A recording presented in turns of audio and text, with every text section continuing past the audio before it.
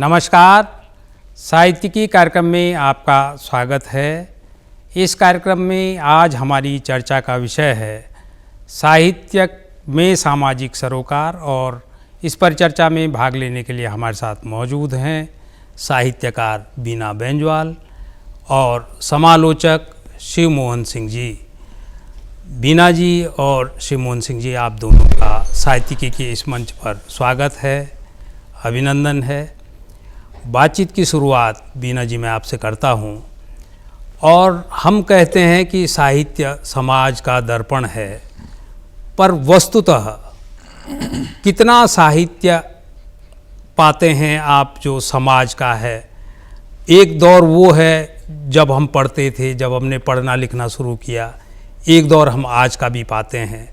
उस दौर में समाज साहित्य में ज़्यादा परिलक्षित होता था कि आज के दौर में ज़्यादा होता है? इस पर आपकी टिप्पणी।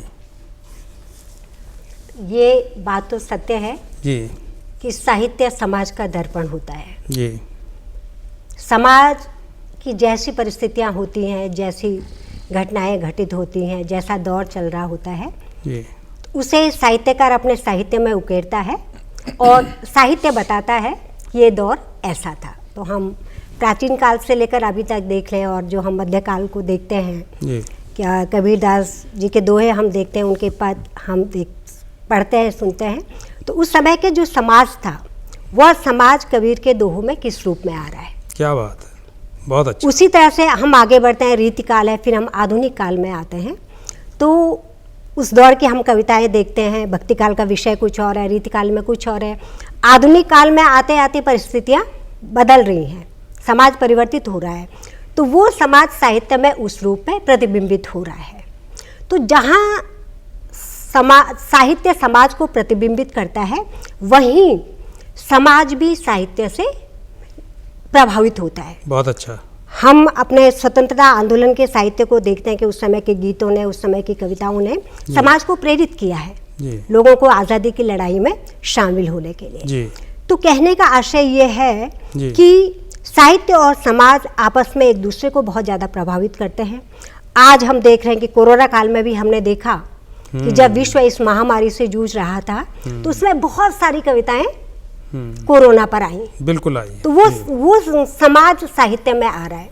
सुनामी का दौर जब आया वो कविताएं आई, जब केदारनाथ आपदा आई और वो दौर आता है। मुझे याद आ रही हैं लीलाधर जगुर जी की काव्य की पंक्तियां। अभी उनका एक कविता संग्रह आया है जी, पानी को समझने का समय। पानी को समझने का समय जी, क्योंकि वो उत्तरकाशी से हैं, उन्होंने उस आपदा को झेला है। तो वो एक कविता में बहुत सुंदर उसकी पंक्तियां, कविता का शीर्षक है कि अनागरिक पानी। वहां उन्होंने पानी को अनागरिक घोषित कर दिया है कि जो इतना तबाही ला रहा है। तो वो उस कविता की लास्ट की पंक्तियां हैं कि इस अनागरिक पानी को नागरिक बनाओ, धीरे से कह रहा है घर के बर्तनों में भरा हुआ पानी। क्या बात है कि बाहर प्रकृति में जो पानी तबाही मचा रहा है, उस पानी को नागरिक बनाने की ज़रूरत है। उसको जो नागरिक का एक कर्तव्य होता है समाज के प्रति, उसका बोध कराने की ज़रूरत है। और ये कौन कह रहा है? घर में के बर्तनों में भरा हुआ पानी। तो ऐसी बहुत सारी कविताएं हैं। अगर मैं सरदार जाफरी की पंक्तियां याद करूं तो वो देखते हैं कि किस तरह से आज़ादी की लड़ाई हमने लड़ी, लेकिन बाद में कई लोगों का मोह भंग हुआ। तो वो एक जगह लिखते हैं कि कौन आज़ाद हुआ, किसके माथे से गुलामी की सियाही छूटी, और खंजर आज़ाद है आज भी लाशों से गुजरने के लिए, और खंजर आज़ाद है आज भी सीनों में उतरने के लिए, मौत आज़ाद है आज भी लाशों से गुजरने के लिए। तो कहने का आशय है कि साहित्य उस समाज को वर्णित कर रहा है और समाज भी कहीं ना कहीं साहित्य से प्रभावित हो रहा है, प्रेरित भी हो रहा है, प्रभावित भी हो रहा है। जी। बीना जी, आपसे ये सुनना सुखद रहा, क्योंकि अमूमन आजकल के दौर में इस तरह की टिप्पणियां भी आती हैं, और उसी सवाल को लेकर मैं शिव मोहन सिंह जी के पास जा रहा हूँ। शिव मोहन सिंह जी कहते हैं कि साहित्य स्वांतः सुखाय है, ये आजकल के कुछ आलोचकों की टिप्पणियां हैं। मैं आपसे ही कहता हूं कि बतौर कवि, क्या आपको लगता है कि साहित्य केवल स्वांतः सुखाय है, अपने जो अंदर का आवेग है, अपनी भावनाएं हैं, उनको आपने उगल दिया और इतिश्री हो गई, उसमें आपका समाज, आपके समय की चिंताएं, संतरास दर्ज हुए कि नहीं? क्या क्या कहते हैं आप? स्वांतः सुखाय मानेंगे साहित्य को? बहुत अच्छा प्रश्न किया नौटियाल जी आपने। जी स्वांतः सुखाय की बात आपने की, जी तो मेरा मानना है कि कभी ही क्यों कोई भी रचनाकार स्वांतः सुखाय ही लिखता है। लेकिन स्वांतः सुखाय का अर्थ स्वार्थ नहीं है, क्या बात, एक विस्तृत अर्थ लिए हुए है, जी एक विस्तृत भाव लिए हुए है। तो उसको अभी उस अर्थ में देखें कि जब कोई भी सृजन करता है, कविता या आलेख या कहानी, तो लिखता है तो खुश होता है, अपनी खुशी के लिए लिखता है, नाराज होकर नहीं लिखता, जी और खुश होता है। 4 पंक्तियां लिख करके बहुत बड़ी खुशी मिलती है। लेकिन उस खुशी में चूंकि वो एक काव्य का सृजन कर रहा है, कहानी का सृजन कर रहा है, तो वो सृजन लोकहित में कर रहा है। जी बिल्कुल। आपकी कहानी या आपकी कविता, जी आपने मेरे से प्रश्न किया, मैं मतलब कि कोई भी सृजन करता जी तो लिखता है, तो जब वो लोक में जाता है तो लोकहित के लिए है। साहित्य का मतलब ही लोकहित है। जी तो स्वांतः सुखाय में सर्वहित की भावना निहित है। जी उस अर्थ में उसको लेना चाहिए। जी सर। अब रही बात सामाजिक परिवेश की, तो सृजन की शुरुआत ही वहीं से होती है। यदि कोई कवि है, कहानीकार है, तो अपने समय को अभिव्यक्त करेगा। जिस परिवेश में वो रह रहा है, उस परिवेश में जो कुछ भी उथल पुथल हो रहा है, जी अच्छा बुरा जो भी कुछ भी हो रहा है जी समय के साथ, जी वो उसका लेखक कवि अनुभव करता है जी और उन अनुभूतियों को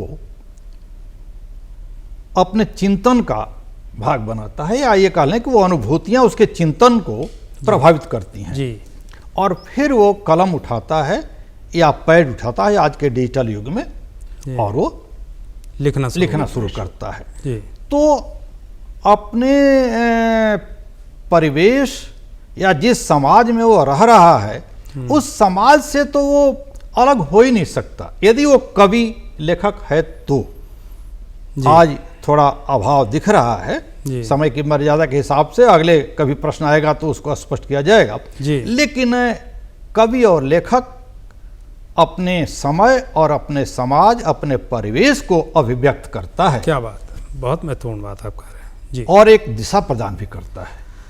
शिवमोहन सिंह जी, जिस बात को आप कह रहे हैं, ये सुनना, आपने दोनों पक्षों को अपने अपने उत्तर में ले लिया है कि स्वांतः सुखाय भी है, अपने सुख के लिए भी है। ये बिल्कुल सही बात है कि आपके अंदर एक आग जल रही है, भावनाओं का अतिरेक अंदर उमड़ घुमड़ रहा है, तो आप उसको व्यक्त तो करेंगे, तभी आप हल्के होंगे, तो वो आपके सुख के लिए है। लेकिन वो जो अभिव्यक्ति आपकी है वो पूरी समाज की है, समाज के लोकहित में है, लोकहित में युगबोध भी दिखाई युगबोध भी दिखाई देता है जी। लेकिन बीना बेंजवाल जी, जिस तरफ अभी शिवमोहन सिंह जी हमारा ध्यान खींच रहे हैं, अगर जो लेखक है, कवि है, नाटककार है, वो अगर सामाजिक संतरासों को और उनको ही व्यक्त करता है अपने उसमें, तो फिर आप साहित्यकार को पत्रकार कहेंगे, उसको एक्टिविस्ट कहेंगे, या उसको समाज सुधारक कहेंगे?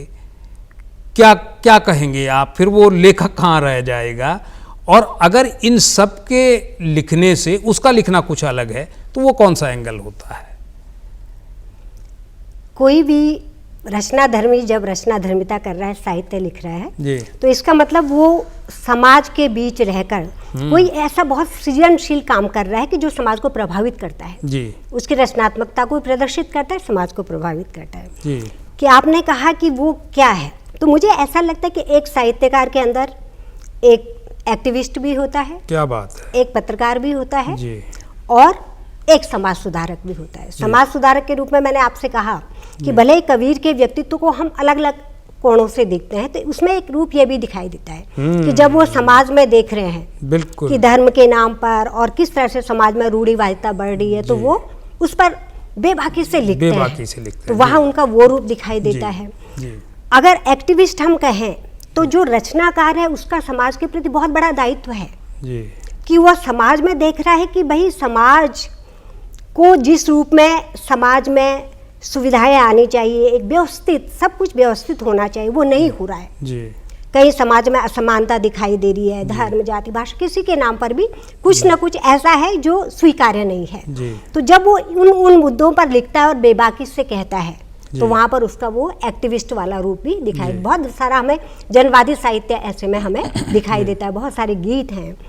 और आप अगर आपने कहा कि पत्रकार है, तो आप देखिए कि पत्रकारिता प्रेमचंद जिन्होंने हंस की शुरुआत की, उसी तरफ आ रहा था। हाँ, तो वो मूल रूप से पत्रकार थे। आचार्य महावीर प्रसाद द्विवेदी हैं पत्रकार, और उसके बाद तो एक बहुत लंबी श्रृंखला आज तक हम देख रहे हैं कि जो पत्रकार हैं वो बहुत साहित्य में उन्होंने कालजयी रचनाएं भी साहित्य को दी हैं। तो मुझे ऐसा लगता है कि एक साहित्यकार, उसका बहुत बड़ा दायित्व है, तो उसके अंदर मुझे एक्टिविस्ट भी दिखाई देता है, एक पत्रकार भी दिखाई देता है कि जो सजग नज़र रख रहा है, क्योंकि साहित्यकार और पत्रकार दोनों क्या हैं, ये जनता के प्रतिनिधि हैं, जनता के प्रति उनकी प्रतिबद्धता है, और समाज सुधार वाला रूप भी है कि कहीं वो गलत देख रहा है तो वो समाज को सजग भी कर रहा है, सचेत भी कर रहा है कि ऐसा नहीं होना चाहिए, ऐसा होना चाहिए, वो दिशा भी दिखा रहा है। जी बीना बेंजवाल जी और शिवमोहन सिंह जी, जिस तरह जो बात आप कह रही थी, उसी से मुझे ये संदर्भ ध्यान में आया कि आज की साहित्यिकी में हमारी जो पृष्ठभूमि है, जो बैकग्राउंड है, उसमें हमारे समय के महान गद्यकार विद्यासागर नौटियाल जी भी हैं और महान कवि मंगलेश डबराल जी भी हैं, और इन दोनों की कहानियों और कविताओं को जब आप पढ़ते हैं तो आपको अपने पूरे समाज की हलचल, उसके दुख, उसके संतरास, उसके सरोकार, वो सब आपको एक तरह से उनकी कविताओं में और कहानियों में मिलते हैं। शिवमोहन सिंह जी, ये ठीक है कि जैसे मैडम कह रही हैं कि वो एक्टिविस्ट भी है, वो पत्रकार भी है, वो समाज सुधारक भी है, लेकिन आप भी लगातार पूरे देश भर में साहित्यिक आयोजनों में जाते रहते हैं और मैडम बीना बेंजवाल भी जाती रहती हैं। कई बार आपने देखा होगा कि हमारे समाज से ही ये सवाल उठते हैं कि आजकल साहित्यकार सुविधा भोगी हो गए हैं। ये भी आरोप हैं कि आप मेहनत कश मजदूर पर कविताएं अपने एयर कंडीशन ड्राइंग रूम में बैठकर लिखते हैं। इस पर आपकी क्या समझ है? क्या सचमुच ऐसा है, या कहीं ऐसा तो नहीं है कि हमारा समय ठीक ठीक दर्ज नहीं हो रहा है साहित्य में, इस वजह से ये बहस आती है? बहुत अच्छा प्रश्न किया नौटियाल जी आपने जी, लेकिन आपकी बात का मैं आंशिक रूप से समर्थन करूंगा। जी जी आंशिक रूप से इसलिए कि मैं निराला जी की कविता से शुरुआत करूं इस प्रश्न के उत्तर में जी, कि उन्होंने भिक्षुक पर कविता लिखा है, जी, पत्थर तोड़ती नारी पर लिखा है। हाँ बिल्कुल, लगता है कि हम बिल्कुल आज भी उसको देख रहे हैं। बिल्कुल बिल्कुल, वो दृश्य अभी मौजूद है जी। उसके क्रम में सैकड़ों कविताएं लिखी जा चुकी हैं, लेकिन वो बात नहीं आती। तो यदि हमें श्रमिक पर, श्रम पर, या जिसकी उसे लिखते हैं, ये सोच के लिखें अपने एयर कंडीशन रूम में बैठ कर के, तो वो चीज़ नहीं आएगी। कविता उतरती है, लिखी नहीं जाती। कहानी भी उतरती है, लिखी नहीं जाती। आप तो खुद एक कहानीकार हैं, उतरती है। आपकी अनुभूतियां आपको उद्वेलित करती हैं। क्या बात है। फिर वो शब्द जब आप देने के प्रयास करते हैं तो वो अपनी विधा चुन लेती हैं। बहुत बड़ी बात आप कह रहे हैं जी। चाहे आप कविता लिखें या कहानी लिखें जी, तो और अनुभव तभी होगा जब आप उसको भुक्त भोगी होंगे।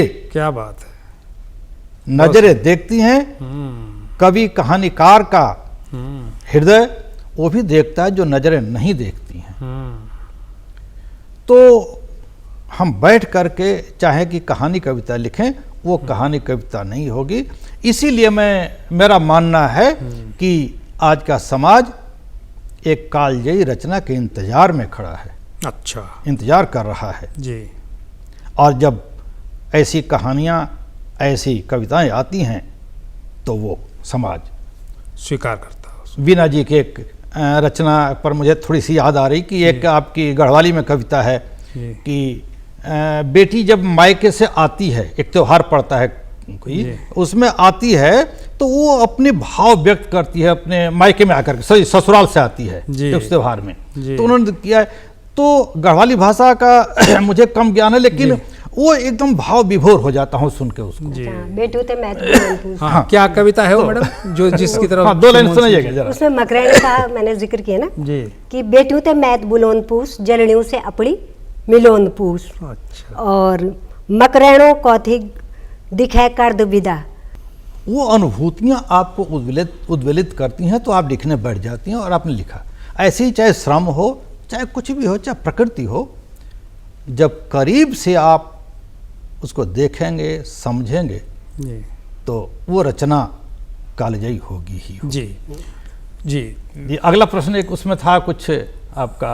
नहीं, मैं प्रश्न यही था मोटा माटी जिसका आप उत्तर दे चुके हैं कि भाई आप ड्राइंग रूम में बैठ करके श्रमिक पर कविता लिख रहे हैं। और शिवमोहन सिंह जी, मैं स्पष्ट कर दूं कि ये आरोप मेरा नहीं, बल्कि ये मोटा माटी एक समाज में जिस तरह से लेखकों, साहित्यकारों को लेकर ये भी एक बात आती है कि यही एक वजह है कि आपका वर्तमान, आपका समय आपके शब्दों में उस रूप में नहीं आ पा रहा है जिस रूप में उन्होंने आना था। और मुझे लगता है कि आपने जिस ढंग से इसको अपने शब्दों में व्यक्त किया, उससे हम सभी की जो जिज्ञासा है वो शांत हो जाती है। लेकिन जी, आप कुछ और बोलना चाहते हैं? मैं ये कहता कि इस पर 2 पंक्ति बने, एक कविता है, मैंने एक किसी पुस्तक में लिखा है कि सूरज है नाराज आज कुछ कहना मुश्किल है, बरस रहा अंगार धरा पर चलना मुश्किल है। क्या बात है, क्या बात है। उनसे पूछिए जो दिल्ली और फरीदाबाद और सामयिक हो गई देहरादून तो फिर भी अभी 40-41 ही चल रहा है। जी जी। उनसे पूछिए जहाँ 45 और 50 पहुँच रहे हैं। जी जी। तो वो हमने अनुभव किया है जी, तो वो चीज़ हमने तब लिखी थी। जी, शिवमोहन सिंह जी, आपकी तो मोटा माटी हमने जो रचनाएं पढ़ी हैं वो तो मुझे ठीक याद नहीं कि आपकी क्या पृष्ठभूमि है, लेकिन वो सारे कविताएं, आपके जो शब्द हैं वो उस सारे संघर्ष को तो व्यक्त करते ही करते हैं जो एक आम मनुष्य के जीवन में होते हैं। लेकिन ये सवाल मैंने इसलिए, भाई हम साहित्यिकी के मंच पर अगर ये नहीं उठाएंगे तो फिर कहाँ उठाएंगे कि इस तरह की भी बातें चलती हैं कि उस दौर में नागार्जुन, निराला की आपने चर्चा की, और अभी हम विद्यासागर नौटियाल कई किलोमीटर पैदल चलते थे, अपने समाज की चीज़ें उठाते थे, और तब उस जाकर वो भीम अकेला उनका जो उपन्यास है, पढ़ने लायक उपन्यास है। लेकिन बीना जी, शिवमोहन सिंह जी की बात को ही आगे बढ़ाते हुए आपसे ये जानने का मन है कि हमारे दौर में क्या आपको लगता है कि साहित्य ने सभी पक्षों को शामिल कर दिया है? एक बहुत महत्वपूर्ण पक्ष स्त्री पक्ष है। आदि आबादी की बात होती है कि स्त्रियों के सरोकार अभी पूरी तरह नहीं आए हैं। और शिवमोहन सिंह जी, आप मेरी बात से इत्तेफाक रखेंगे, बच्चे हमारे साहित्य में अक्सर अनुपस्थित नजर आते हैं। अगर वो शामिल भी हैं तो बड़ों के साथ शामिल हैं, जबकि बच्चों के अपने संतरास हैं। और आज के दौर में जो प्रतिस्पर्धा है उसमें उनके अंदर क्या चल रहा है, इसका क्या हमने नोटिस लिया है? क्या लगता है आपको कि सभी पक्षों को समाहित कर लिया है साहित्य ने? इस साहित्य में बहुत, मतलब एक सीमा तक वर्णन तो हुआ है। अगर आप बच्चों की बात कर रहे हैं तो मैं राजेश जोशी जी की कविता सबसे पहले ध्यान में आती है कि बच्चे काम पर जा रहे हैं, और उसको तो हमने अपने केवी में मैंने पढ़ाया भी है। तो वो एक ऐसी कविता है कि जो बच्चों के जीवन को, कि हम भले ही बाल दिवस पर बहुत अच्छे उनको उपहार दे दें कुछ, लेकिन कुछ बच्चे अभी भी ऐसे हैं कि जो कोहरे से ढकी हुई सड़क पर काम पर जा रहे हैं। तो उन बच्चों पर भी चंद्रकांत देवताले जी की भी एक बहुत प्रसिद्ध कविता है बच्चों पर, तो लिखा जा रहा है बच्चों पर भी। लेकिन जैसा आपका भी कहना है कि बचपन अभी भी अपने उस समग्र रूप में हमें साहित्य में नहीं दिखाई। बहुत सारे पक्ष हैं जो अछूते हैं। आज माता पिता दोनों कामकाजी हैं, बच्चा घर में अकेला है, बहुत, या तो वो बाहर कहीं पल रहा है, तो वो जो उसका बचपन बीतना चाहिए वैसा नहीं बीत रहा है। तो ये चीज़ें भी साहित्य में आनी चाहिए। जी इसी तरह से आपने पूछा कि स्त्री पक्ष, जी स्त्री चेतना का साहित्य बहुत ज़्यादा लिखा जा चुका है। अभी आपने विद्यासागर नौटियाल जी का जिक्र किया, जी। फर्जा पंचदार, तो जी। उनकी ऐसी एक कालजयी कहानी कालजयी है कहानी है, जी। कि जो पहाड़ की स्त्री के उस दर्द को, उस संत्रास को बहुत खूबसूरती से वर्णित करती है कि आदमी पढ़कर लगता है कि शब्द में कितनी ताकत है। जी इसी तरह से कविताओं में भी स्त्रियों पर या उनकी जो दुख है, कष्ट है, उन पर लिखा गया है। मुझे बद्री नारायण जी की कविता की पंक्तियां याद आ रही हैं कि उसमें वो चिड़िया रे कविता है, एक बहुत लंबी कविता है, दो जी, तीन बद्री पंक्तियां नारायण बोल की के, कविता, हाँ जी, जी। कि चिड़िया रे चिड़िया होने का अर्थ काट दे। तो वो एक साहित्यकार किस तरह से प्रेरित कर रहा है कि चिड़िया रे चिड़िया होने का अर्थ काट दे, चिड़िया रे चिड़िया होने का अर्थ फाड़ दे, मछली रे मछली होने का अर्थ काट दे, लड़की चिंदी चिंदी कर दे लड़की होने के अर्थ को। क्या बात है, लड़की तो इस चिंदी चिंदी कर दे लड़की होने के अर्थ को, कि लड़की होने का समाज में जो अर्थ लगाया जाता है कि बहुत आज्ञाकारी और सारे आदर्श गुण उसके अंदर हैं, उसे कहीं अगर कुछ गलत भी हो रहा है तो उसके विरुद्ध उसका प्रतिकार नहीं करना, प्रतिरोध नहीं करना है। तो ऐसे में वो उसको बहुत लंबी कविता, और उसमें बहुत बार कहते हैं कि जो फूल पत्तियां ऊपर दिखाई दे रही, जड़ों तुम भी ऊपर आकर अपनी बात कहो कि तुम तो अंधेरे में हो। तो इस तरह का भी स्त्रियों को वर्णित किया गया। और ये बहुत सारी ऐसी कविताएं हैं जो लिखी जा रही हैं। अगर आप मैं अभी जसिंता केरकेटा जी की कविताएं पढ़ रही थी, आजकल बहुत चर्चित है, प्रेम में पेड़ होना और बाजार और ईश्वर। तो वहाँ भी मुझे स्त्री का वो दर्द, वो पीड़ा दिखाई देती है। आप अनामिका जी की कविताएं पढ़ लीजिए। हाँ, तो और भी आज भी जो कविताएं, जैसे जसिंता जी की मैंने कहा था, या मैं उत्तराखंड से लगा लूँ तो सपना भट्ट लिख रही हैं उनकी कविताओं में, तो वह स्त्री का वो जीवन, उसका वो जो दर्द है वो आ रहा है। मैं पहाड़ की स्त्रियों की अगर बात करती हूँ तो पहले कष्ट कुछ और थे, घास लकड़ी का बोझ था। आज भले ही परिस्थितियां बदल गई हैं, बहुत कुछ हो गया है, लेकिन वो जो उसकी जटिलताएं हैं, जो कठिनाइयां, वो दूसरे रूप में उसके सामने आ रही हैं, तो उन पर भी लिखा जाना चाहिए। तो कहने का मतलब ये है कि स्त्री जीवन के बहुत सारे ऐसे पक्ष हैं, बचपन के बहुत सारे ऐसे पक्ष हैं जिनको साहित्य में उकेरना अभी बाकी है। जी, ऐसा मुझे लगता है। जी, मैं मैडम ये सवाल लेकर मैं आपके पास भी आऊँगा। और शिवमोहन सिंह जी, आप गांव देहात को बहुत करीब से समझते रहे हैं। हमारे साहित्य में, क्योंकि एक महानगरीय विमर्श हमारे यहाँ चला है, मेट्रो पर जो महानगर हैं उनके संत्रास पर बहुत केंद्रित हो गया है साहित्य। क्या आपको लगता है कि गांव और देहात भी साहित्य में आ रहा है जैसे कि पहले आता रहा है? देखिए नौटियाल जी, हर साहित्यकार अपने समय को जीता है और अपने समय को अभिव्यक्त करता है। जी, जयशंकर प्रसाद हों या नागार्जुन हों, भारतेंदु हों या विद्यासागर नौटियाल हों, जी, ये उनका समय था, उन्होंने अपने समय को अभिव्यक्त किया। जी, आज का समय आपका और हमारा है। हम जिस समय को जीते हैं उसको अभिव्यक्त करते हैं। जी, तो जो महानगरीय समस्या हो या ग्रामीण हो, हाँ, ये सब उद्वेलित करती हैं एक रचनाकार को। जी, जी, और वो आ रहा है। जी। अब वो बात अलग है कि हम कितना उसको अभिव्यक्त करने में सक्षम हो पाते हैं। बिल्कुल ठीक है, ये अलग बात है। जी, जी। अन्यथा साहित्यकार अपने समय को अभिव्यक्त करता है, जैसे मैंने पहले बताया। जी, जी। तो आज जो लिखा जा रहा है वो आज के समय को अभिव्यक्त कर रहा है। जी, जी। और उसमें आप संतुष्ट हैं कि गांव और देहात? और नहीं, संतुष्ट तो लेखक कभी नहीं हो सकता। क्या बात है, बतौर पाठक? क्योंकि पूर्ण तो कोई नहीं होता। जी। आज मैं देखता हूँ कि जो लेखन हो रहा है बहुत मात्रा में हो रहा है। जी। इतना पहले नहीं लिखा गया। जी। लेकिन स्तरीय रचनाओं की क्या, हाँ, बहुत तो आप भी महसूस करेंगे। बिल्कुल। बीना जी आप भी लिखती हैं, नौटियाल जी भी लिखते हैं। जी। ये सब महसूस कर रहे होंगे आप भी। जी। और समाज महसूस करता है, इस चीज को देखता है। जी। तो और ऐसा भी नहीं है कि अच्छी रचनाएं लिखी जा रही हैं जी। खूब अच्छी अच्छी कहानियां आ रही हैं, अच्छी कविताएं भी आ रही हैं, जिसकी हम लोगों ने अभी पूर्व में जिक्र भी किया, जी। और बहुत सारी चीज़ें हैं, लोग पढ़ भी रहे हैं। जी लेकिन हमें इस चीज़ का ध्यान रखना होगा कि अभिव्यक्ति को